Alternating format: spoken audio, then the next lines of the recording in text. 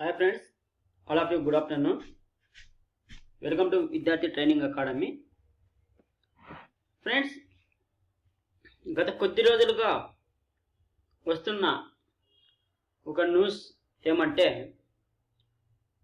ABPSC jobs క్యాలెండర్ని 2021లో release చేస్తుంది జనవరిలో అన్నటువంటి ఒక న్యూస్ అనేటువంటిది గత కొద్ది రోజులుగా ఎక్కువగా సర్క్యులేట్ అవుతూ ఉన్నది. మరి ఇంత మాత్రం ఇది నిజం? ఇన్ కేస్ అది వస్తే, క్యాలెండర్ వస్తే హౌ టు ప్రిపరేషన్ ఏ విధంగా కొనసాగించాలి? ఇప్పుడున్న కరోనా సిచ్యువేషన్లో కోచింగ్ తీసుకోకుండా ఏమైనా ఛాన్సెస్ ఉన్నాయా జాబ్ కొట్టడానికి అనేటువంటి ఇంకా ఎన్నో డౌట్స్ అనేటువంటివి చాలామందికి ఉన్నాయి. ఫ్రెండ్స్, ఫస్ట్ నేను చెప్పబోయే టాపిక్ ఏమంటే జాబ్స్ క్యాలెండర్ ఇన్ 2021. ఈ యొక్క జాబ్స్ క్యాలెండర్ అనేటువంటి విషయాన్ని గురించి ఒకసారి ఆలోచిస్తే, గవర్నమెంట్ నిర్ణయం మీద ఆధారపడి ఉంటుంది. అంటే ఎవరు కూడా 100% ఏ యూట్యూబ్ ఛానల్ వాళ్ళు కానీ మీడియా వాళ్ళు కానీ తెలియదు. మీడియా వాళ్ళది ఏమున్నది, వాళ్ళకు వస్తే ఇన్ఫర్మేషన్ ఏదైనా వస్తే వాళ్ళు కంపల్సరీ మనకు పొద్దున్నే రేపు ఉదయానికంతా మనకు సర్క్యులేట్ చేస్తారు. అది వాళ్ళ పని, అంత తప్ప వాళ్ళదేం లేదు. మరి గవర్నమెంట్ ఏ తరంగా ఆలోచిస్తున్నది అని ఆలోచిస్తే కానీ ఒకసారి జాబ్స్ క్యాలెండర్ అయితే రిలీజ్ చేయాలనేటువంటి గవర్నమెంట్ ఎంత ఉన్నప్పటికీ కానీ ఒక్కొక్కసారి అది అమలు అయ్యేంత వరకు చెప్పలేము. అంటే గ్యారెంటీ అనేటువంటిది ఉండదు. మన స్టేట్ గవర్నమెంట్ పరిస్థితి సేమ్ అలాగే ఉంటుంది. అది యూపీఎస్సి క్యాలెండర్ తీసుకుంటే కంపల్సరీ వారి యొక్క రూల్స్ అండ్ రెగ్యులేషన్స్ ఫాలో అవుతూనే ఉంటారు. కానీ ఏబిపిఎస్సి మేము గత సంవత్సరంలోనూ చూసాం, క్యాలెండర్ వచ్చినది అమలు ఎంతవరకు అవుతుందో అంతవరకునే అవుతుంది. సో దానికి మించి కాదు. సో మీరు క్యాలెండర్ కోసం అనేటువంటిది వెయిట్ చేయొద్దండి. ఏదో జాబ్స్ క్యాలెండర్ వస్తుంది, అప్పుడు వచ్చినప్పుడు ప్రిపరేషన్ స్టార్ట్ చేద్దాము, ఇదంతా ఏం లేదు. గవర్నమెంట్ నిర్ణయం తీసుకున్నట్లయితే మేబీ ఛాన్సెస్ ఉంటాయి, జనవరిలో క్యాలెండర్ అనేటువంటిది వదులుతుంది. సో ఎందుకులే క్యాలెండర్ వదలడము, మామూలుగా నోటిఫికేషన్స్ ఇచ్చేద్దాంలే అంటే నోటిఫికేషన్స్ ఇస్తారు. అది ఎప్పుడనేది చెప్పలేదు. ఓకే, సో అది ఒక పాయింట్ ఫ్రెండ్స్, మీరు అది ఒకటి గుర్తుపెట్టుకోండి. ఫ్రెండ్స్, ఇంకొక ముఖ్యమైన విషయం ఏమంటే హౌ టు ప్రిపేర్. మీకు జాబ్స్ క్యాలెండర్తో అవసరం లేదు. నోటిఫికేషన్ ఎప్పుడైనా రాని, 2021లో ఉన్నా రాని, 2022లో ఉన్నా రాని, దాని గురించి మీరు వరి కావద్దండి. ఎందుకు వరి కావద్దండి అంటున్నానంటే, ఇప్పుడు ఎగ్జాంపుల్ ఏమంటే చాలామంది జాబ్స్ చేస్తూ ఉన్నారు. సో జాబ్స్ చేస్తూ ఉండడం వల్ల ఇప్పుడు మీకు కొంచెం టైం అనేటువంటిది ఉంటుంది. ఎందుకంటే కొంతమంది వర్క్ ఫ్రమ్ హోమ్ చేస్తున్నారు, కొంతమంది మంచి జాబ్స్లోనూ ఉన్నారు. ఇలా డిఫరెంట్ జాబ్స్లో మీరు పనిచేస్తున్నారు. అది యొక్క ఫైనాన్షియల్ ప్రాబ్లమ్స్ కావచ్చు, ఎన్నో సమస్యలు ఉంటాయి. సో కొంతమంది ఇప్పుడిప్పుడే డిగ్రీ కంప్లీట్ చేసుకొని ఉన్న వాళ్ళు కూడా ఉన్నారు. వీళ్ళందరికీ నేను చెప్పేటువంటి సలహా ఏమంటే, ప్రిపరేషన్ ఆల్రెడీ స్టార్ట్ చేసే వాళ్ళకు నో ప్రాబ్లం, వాళ్ళకి తెలుసు ఏ విధంగా చదువుకోవాలి అనేది. సో దాని గురించి నో ప్రాబ్లం. కొంతమంది ఏం చేస్తారంటే జాబ్ చేస్తూ ఉంటారు, నోటిఫికేషన్ ఇంకా 1 వీక్లో వస్తుంది అనేసి అఫీషియల్ ఇన్ఫర్మేషన్ రానిచ్చి ఆ జాబ్ను వదిలేస్తారు. తర్వాత కోచింగ్ ఇన్స్టిట్యూట్లో జాయిన్ అవ్వడం జరుగుతుంది. నెక్స్ట్ ఆ ఎగ్జామ్ రాసేస్తారు. ఆ ఎగ్జామ్ రాసేసిన తర్వాత జరిగేది ఏమంటే అక్కడ జాబ్ రాదు. సో దానివల్ల డబ్బులు పోతాయి, టైం వేస్ట్ అవుతుంది, ఉన్న జాబ్ కూడా వెళ్ళింటుంది. సో మరలా కొన్ని అప్పులు యాడ్ అవుతాయి అకౌంట్లోకి. సో నెక్స్ట్ వెళ్ళడం ఏదో ఒకటి జాబ్ చేసుకోవడం. సో ఇదంతా ప్రాసెస్ ఏ విధంగా జరుగుతుందంటే ఒక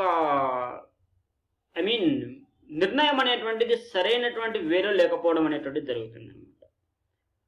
సో అందుకోసం అనేసి నేను నా యొక్క ఛానల్ను పెట్టి మీ అందరికీ కూడా ఫ్రెండ్స్కి హెల్ప్ చేద్దామనే ఉద్దేశంతో నేను ఛానల్ క్రియేట్ చేయడం జరిగింది. ఇక్కడ నేను చెప్పడం ఏమంటే క్యాలెండర్ అయినా ఎప్పుడన్నా రాని, డిఎస్సి నోటిఫికేషన్ అయినా ఏ నోటిఫికేషన్ అయినా సరే, గ్రూప్ 1 కావచ్చు, గ్రూప్ 2 కావచ్చు, గ్రూప్ 3 కావచ్చు, ఏ నోటిఫికేషన్ అయినా సరే ఎప్పుడైనా రాని, మీరు దాని గురించి ఆలోచించండి. మీరు చేయాల్సినటువంటి పని ఏమంటే ఇప్పుడు ప్రస్తుతం ఉన్నటువంటి కాంపిటేటివ్ ఫీల్డ్లో, అంటే ఎక్కువ మంది ఉన్నారు కాంపిటేటివ్ ఫీల్డ్లో, ఆ యొక్క కాంపిటేటివ్ ఫీల్డ్ని మనము ఏ విధంగా ట్రాక్ చేయాలి, అంటే ఏ విధంగా మనం చదవాలి, ఎప్పటి నుంచే చదవాలి, ఇప్పటి నుంచే చదవాలా, రేపటి నుంచి చదవాలా, నోటిఫికేషన్ వచ్చినప్పటి నుంచి, ఇవన్నీ ఆలోచించండి. ప్రిపరేషన్ అనేటువంటిది స్టార్ట్స్ చేసిన తర్వాత మీరు యొక్క ఫ్లో అనేటువంటిది ఆపకూడదు జాబ్ వచ్చేంత వరకు. ఓకే, సో ఆ ఫ్లో అనేటువంటిది మీరు ఇంకో విషయం చెప్తా. కొంతమంది ఆలోచిస్తారు నోటిఫికేషన్ రానిచ్చి మీరు పోయి కోచింగ్ సెంటర్లో కూర్చోవడం వల్ల మీకు జరిగేది నష్టం. ఎలా జరుగుతుందంటే కోచింగ్ సెంటర్లో క్లాసులకి అటెండ్ కావాలి, అక్కడ చెప్పినటువంటి ఇన్ఫర్మేషన్ని మీరు చూసుకోవడానికే సరిపోతుంది తప్ప అప్పుడున్న 2 నెలలు 3 నెలలు టైంలో ఆ కోచింగ్ ఇన్స్టిట్యూట్స్ వాళ్ళు కూడా first batch, second batch, third batch అనేటువంటి వాళ్ళు వెళ్తూ ఉండడం. సో ఇదంతా కూడా ఎలా ఉంటుంది అంటే ఒక హడావుడిగా అనేటువంటిది, ఒక స్పీడ్, వేగవంతమైన జర్నీలో ఉంటుంది. అప్పుడు మీకు చదివినా పెద్దగా లాభం ఉండదు. అంటే లాభం ఉంటుంది ఎంతవరకు అంటే మీ వరకు మాత్రమే, కానీ జాబ్ వచ్చే రేంజ్లో అనేటువంటిది అది లాభం ఉండదు. సో ఫ్రెండ్స్, నేను చెప్పడం ఒకటే, మీరు కోచింగ్ సెంటర్కి వెళ్తారా వెళ్ళరా అనేది మీ నిర్ణయం. నాకు తెలిసినంత వరకు కోచింగ్ సెంటర్స్కి అవసరం లేదు. ఎందుకు అవసరం లేదనేసి మీరు ఒక ప్రశ్న నన్ను అడగచ్చు. మీరు రాసే ఎగ్జామ్ ఎలా ఉంటుంది అంటే కోచింగ్ సెంటర్స్ మీరు వెళ్ళినా గ్రూప్ 2, గ్రూప్ 3 లేదంటే మహాంటే గ్రూప్ 1 కోచింగ్ వెళ్తారు. గ్రూప్ 1 కన్నా కోచింగ్ అంత ఎంత కొంచెం అవసరం అవుతుంది, ఎందుకంటే డిస్క్రిప్టివ్ కాబట్టి. సో రిమైనింగ్ ఎగ్జామ్స్కి పెద్దగా అవసరం లేదు. మీరు కోచింగ్ వెళ్ళాలనుకుంటే సివిల్స్కి వెళితే ఈ యొక్క పంచాయత్ సెక్రటరీనో గ్రూప్ 2 ఎగ్జామ్ రావడానికి సో సరిపోతుంది. మనం వెళ్ళేదే, మీరు నాకు తెలిసినంత వరకు వెళ్ళేది ఈ గ్రూప్ 2, గ్రూప్ 1 దానికి వెళ్ళడం వల్ల మీకు ఫైనాన్షియల్ ప్రాబ్లమ్స్ వస్తాయి తప్ప అక్కడ న్యాయం జరగదు. ఎందుకు జరగదు అనే దానికి కూడా రీజన్ ఏమంటే కోచింగ్ సెంటర్స్లో చెప్పేటువంటి 100% మీకు వారు న్యాయం చేయాలని చూసినా వారు న్యాయం చేసేది మీకు 30% మాత్రమే. సో రిమైనింగ్ అంతా కూడా నువ్వు చదవలసినటువంటిదా, ఏ విధంగా నువ్వు ఎగ్జామ్లో పెర్ఫార్మెన్స్ చేస్తావు, ఏ విధంగా ప్రిపేర్ అవుతావు, ఏ విధంగా సబ్జెక్ట్స్ అన్నీ కంప్లీట్ చేసుకుంటావు అనేటువంటిదంతా కూడా నీ మీద ఆధారపడి ఉంటుంది. ఓకే, సో కనుక కోచింగ్ వెళ్ళినా నష్టం లేదు. కానీ ఆ కోచింగ్ వెళ్ళాలి అనుకుంటే, మీకు వెళ్ళాలి కానే కావాలనుకుంటే దయచేసి నోటిఫికేషన్ వచ్చిన తర్వాత కోచింగ్స్ వెళ్ళొద్దండి. హ్యాపీగా రూమ్ ఉంటే రూమ్లో తీసుకోండి, ఒక మంచి వాతావరణం కలిగిన రూమ్లో చూసుకొని చదవడం నేర్చుకోండి. అంత తప్ప కోచింగ్స్ వెళ్ళొద్దండి. స్టడీ హాల్ కావచ్చు, ఇద్దరు స్టడీ హాల్కి వెళ్ళండి, అది ఇంకో సంతోషము. సో అంత తప్ప కోచింగ్స్ అప్పుడు వెళ్ళొద్దాం ప్లాన్ చేసుకోవద్దండి. ఇప్పుడున్న కరోనా సిచ్యువేషన్లో కోచింగ్ సెంటర్స్ కూడా లేవు. సో కనుక మీరు అక్కడ వెళ్ళి చేసేది ఏం లేదు. ఆన్లైన్ కోచింగ్కి వెళ్ళడం వల్ల కూడా పెద్దగా ఉపయోగం ఉంటుంది అనేది నేను అనుకోవడం లేదు. ఎందుకంటే మీకు కొంతమంది స్మార్ట్ ఫోన్స్ ఉంటాయి, కొంతమందికి ల్యాప్టాప్స్ ఉంటాయి, కొంతమందికి ఉండవు. ఎందుకంటే అందరి పరిస్థితి కూడా మన ఏపీలో ఒకే రకంగా లేదు.